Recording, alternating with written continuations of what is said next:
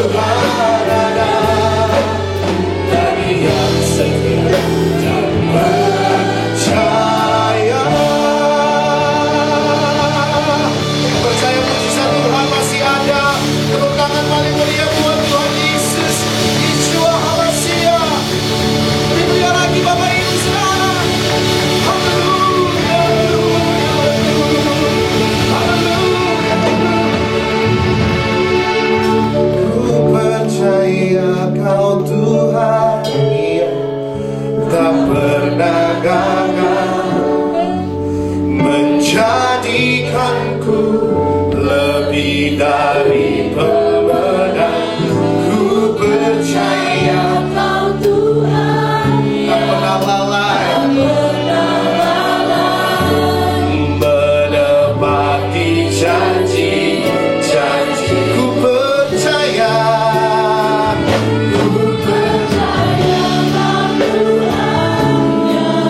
mujizatnya tidak pernah gagal dalam hidup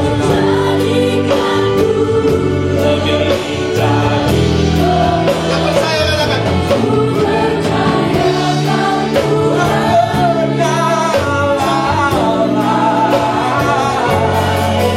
menepati janji. Sekali lagi sama-sama kami akan buat tangan kami dan kami katakan,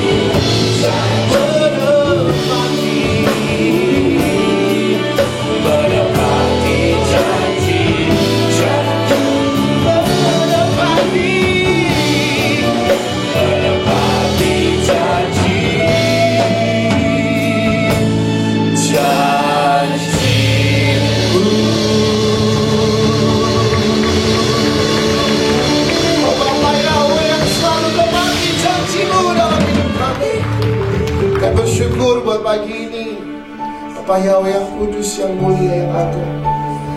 Bersyukur kepadamu Yeshua HaMashiach, Tuhan dan Juru Selamat kami. Ruach HaKodesh, penghibur, penuntun, pemimpin kami. Yang bersyukur pagi ini Tuhan. Tuhan izinkan kami kembali berkumpul bersama-sama untuk mengakui mujizat-Mu ada bagi kami yang setia dan percaya. Engkau Tuhan yang tidak pernah gagal untuk menepati setiap janji-Mu. Mujizat-Mu tetap ada dalam hidup kami sampai sekarang. Terima kasih Bapa Surgawi yang kami cintai. Kami bersyukur pagi ini. Ini kami umat-Mu yang siap mendengar, siap melihat, siap taat terhadap setiap apa yang Tuhan mau sampaikan kepada kami. Kami menolak segala yang bukan dari Tuhan, roh-roh pengganggu, roh-roh pengalih perhatian. Kami hancurkan, kami patahkan di dalam nama Yeshua HaMashiach, di dalam nama Yesus. Biar Roh Kudus sendiri yang bekerja, Roh Kudus yang beracara pagi hari ini tentang kami. Yang bersyukur berapi lidah bibir hamba untuk menyampaikan apa yang Kau mau. Di dalam nama Tuhan Yesus Kristus, Yeshua HaMashiach yang kami cintai, kami berdoa dan siap mendengar isi hati-Mu. Yang siap mendengar isi hati Tuhan sama-sama katakan. Tepuk tangan paling dahsyat buat Tuhan Yesus. Sebelum duduk, kasih salam paling sedikit. 5 orang katakan, kau terlihat lebih cantik pagi hari ini, kau terlihat lebih ganteng pagi hari ini. Haleluya. Thank you Jesus. Haleluya. Silakan duduk Bapak Ibu Saudara. Thank you Lord. Shalom. Saya sudah lama gak PGM, kok shalomnya tambah lama tambah lemes Saudara ya. Saya percaya shalom Bapak Ibu Saudara lebih kencang, lebih baik daripada yang barusan. Sekali lagi, shalom. Haleluya. Tepuk tangan dulu buat Tuhan Yesus Kristus. Thank you Jesus.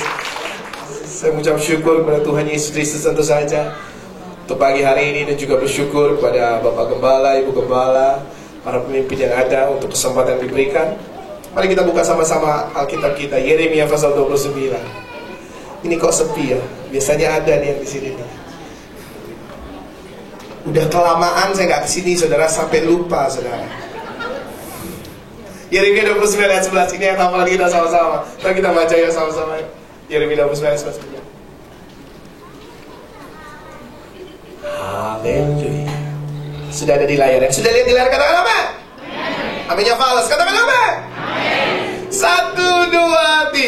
Sebab aku ini mengetahui rancangan-rancangan apa yang ada padaku mengenai kamu.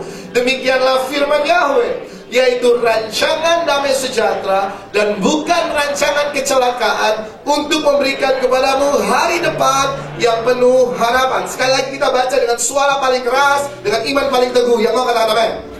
Baca sama-sama, 1, 2, 3. Sebab aku ini mengetahui.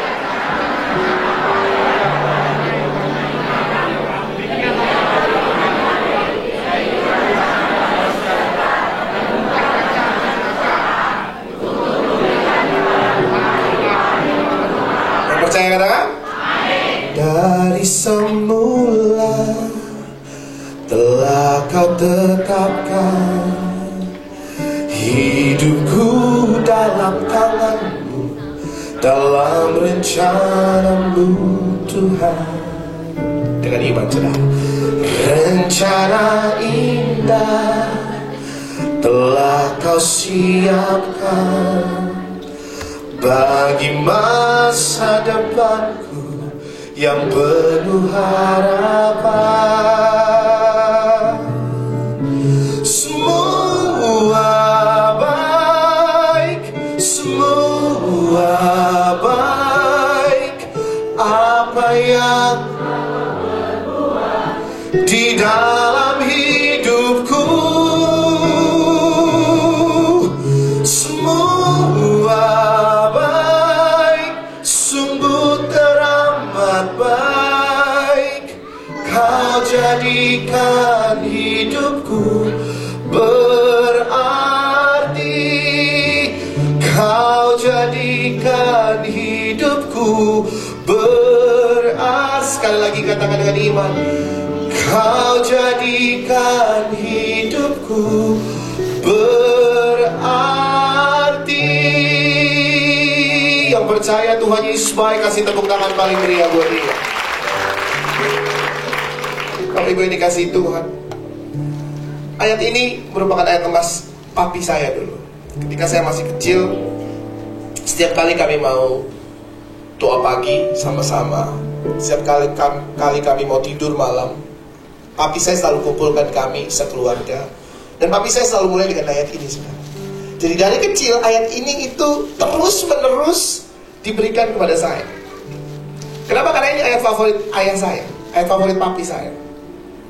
Dan ketika hari-hari ini memasuki 2017, memasuki bulan Maret, kita tidak tahu apa yang ada di depan kita.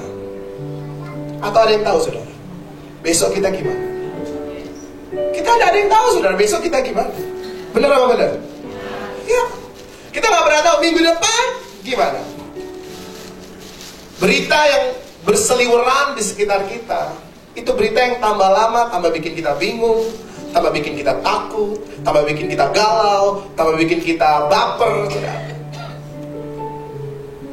Tetapi ketika saya kembali ke ruang rahasia itu, the secret place, saya ketemu sama Tuhan.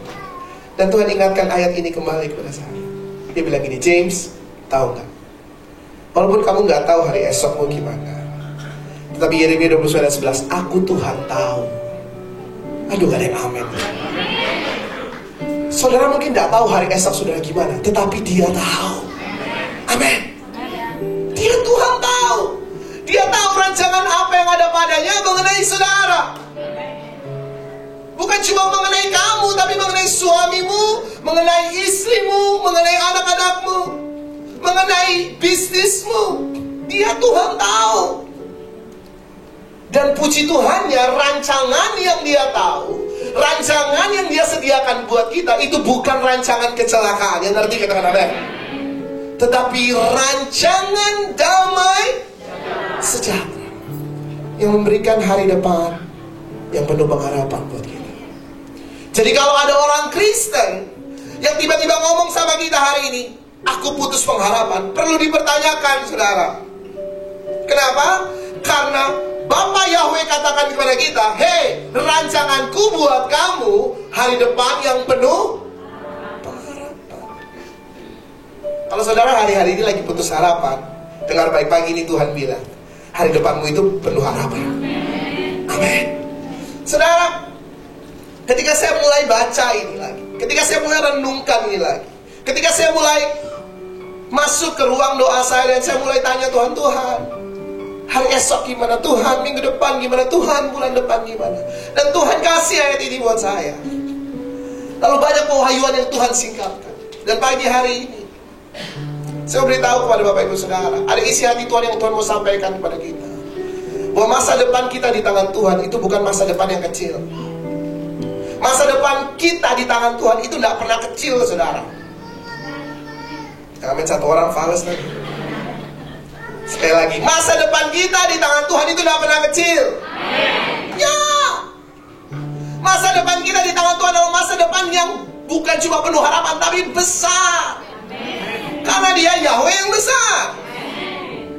Dia Yahweh yang besar, saudara. Satu hari, kalau Bapak Ibu Saudara buka nanti pulang, Saudara buka kitab 1 Samuel. Ada satu bangsa yang Tuhan bawa, Tuhan tuntun sendiri, Yahweh tuntun sendiri, keluar dari Mesir, ngiterin padang gurun 40 tahun, masuk tanah perjanjian. Bangsa ini namanya bangsa Israel.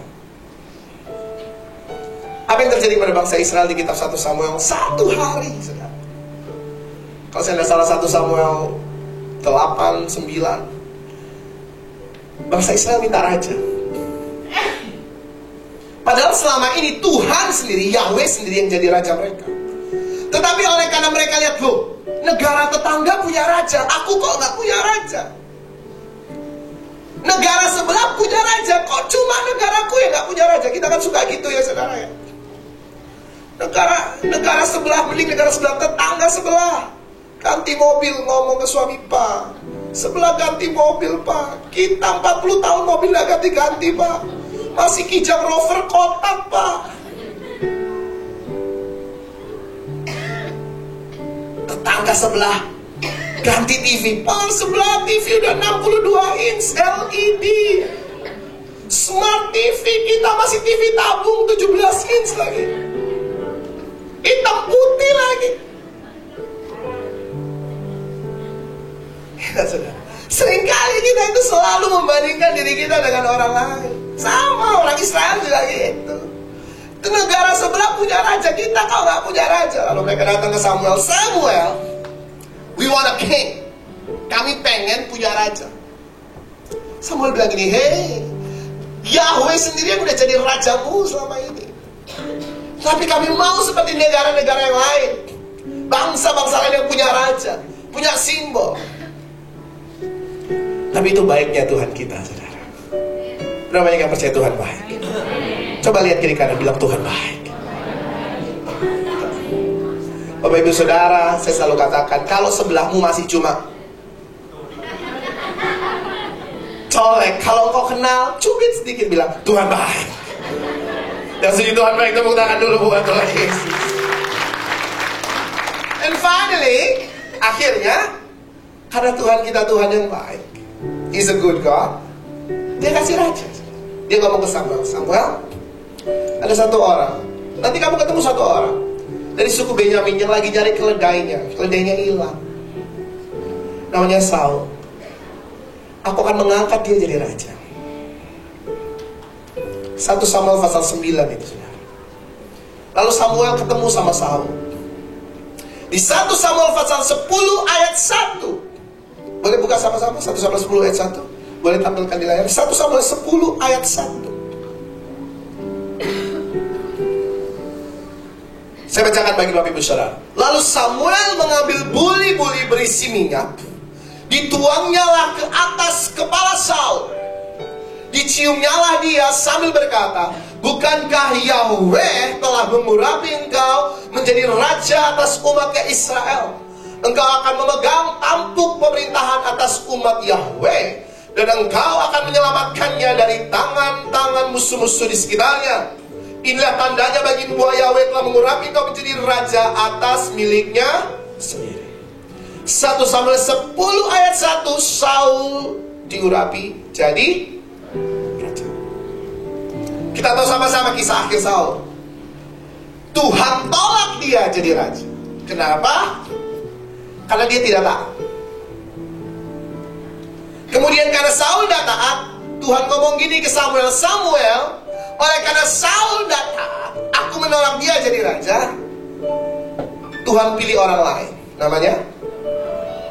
Namanya Daud. 1 Samuel pasal 16